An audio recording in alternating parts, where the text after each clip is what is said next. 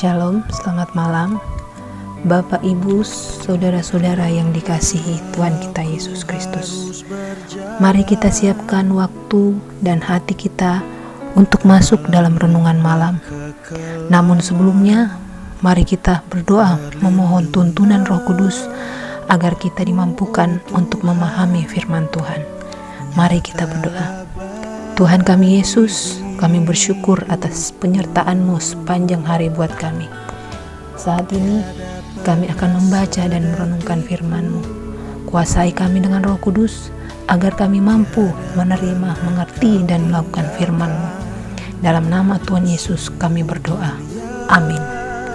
Pembacaan malam ini terambil dari Lukas 19 ayat 1 sampai 10. Lukas 19 ayat 1 sampai 10.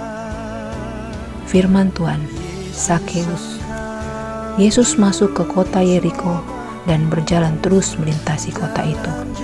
Di situ ada seorang bernama Sakeus, kepala pemungut cukai, dan ia seorang yang kaya. Ia berusaha untuk melihat orang apakah Yesus itu, tetapi ia tidak berhasil karena orang banyak, sebab badannya pendek. Maka berlarilah ia mendahului orang banyak, lalu memanjat pohon ara untuk melihat Yesus yang akan lewat di situ. Ketika Yesus sampai ke tempat itu, ia melihat ke atas dan berkata, "Sakeus, segeralah turun, sebab hari ini aku harus menumpang di rumahmu." Lalu Sakeus segera turun dan menerima Yesus dengan sukacita. Tetapi semua orang yang melihat hal itu bersungut-sungut, katanya, "Ia menumpang di rumah orang berdosa." Tetapi Sakeus berdiri dan berkata kepada Tuhan, "Tuhan, setengah dari milikku akan kuberikan kepada orang miskin, dan sekiranya ada sesuatu yang kuperas dari seseorang, akan kukembalikan 4 kali lipat." Kata Yesus kepadanya, "Hari ini telah terjadi keselamatan kepada rumah ini, karena orang ini pun anak Abraham, sebab Anak Manusia datang untuk mencari dan menyelamatkan yang hilang." Amin. Tema renungan malam kita adalah pertobatan harus ada buahnya. Sakeus adalah contoh orang yang hidup telah berubah. Ia mengalami perubahan hidup setelah berjumpa dengan Kristus. Mata rohaninya selama ini tertutup menjadi terbuka sehingga cara pandangnya pun telah diubahnya. Dahulu fokus hidup Sakeus adalah mengumpulkan harta sebanyak-banyaknya untuk diri sendiri. Namun kemudian ia rela membagikan hartanya setengah kepada orang miskin.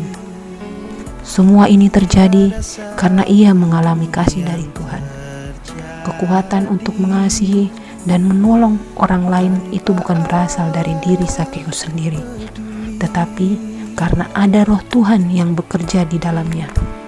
Ada aliran kasih Tuhan yang telah menyentuh dan menjamah hatinya.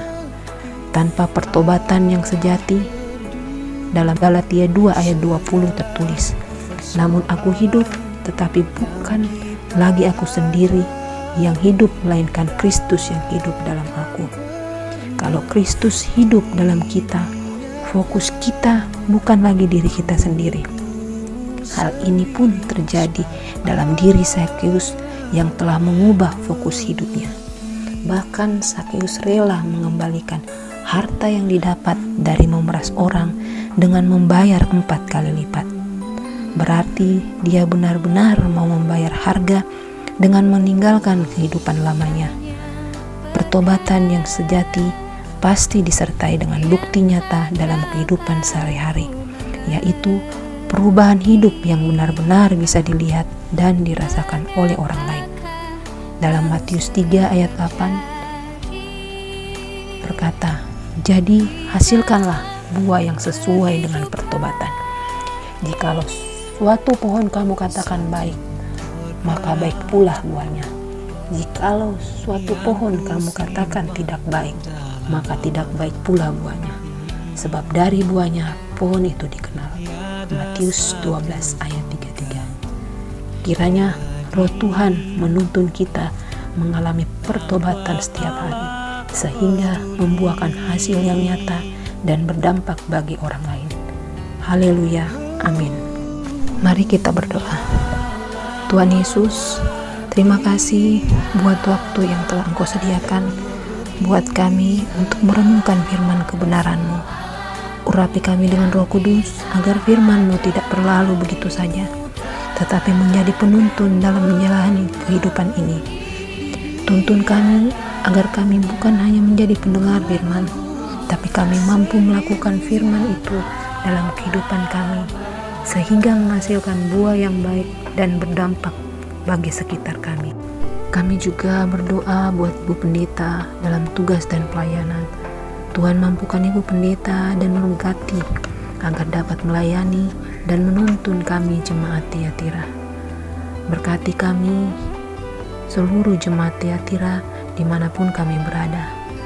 Berkati dalam segala aktivitas kami, biarlah kasih anugerah dan tuntunan-Mu selalu menyertai kami. Malam ini kami menyerahkan kehidupan kami ke dalam tangan pengasihan-Mu. Kami akan beristirahat. Tuhan kiranya menjaga dan melindungi, sehingga esok hari kami boleh bangun dengan tubuh yang sehat untuk kembali menikmati berkat-berkat-Mu. Ampuni kami ya Tuhan, dan layakkan kami menerima kasih, anugerah, dan tuntunan-Mu Tuhan dalam kehidupan kami. Dalam nama Tuhan Yesus kami berdoa. Amin.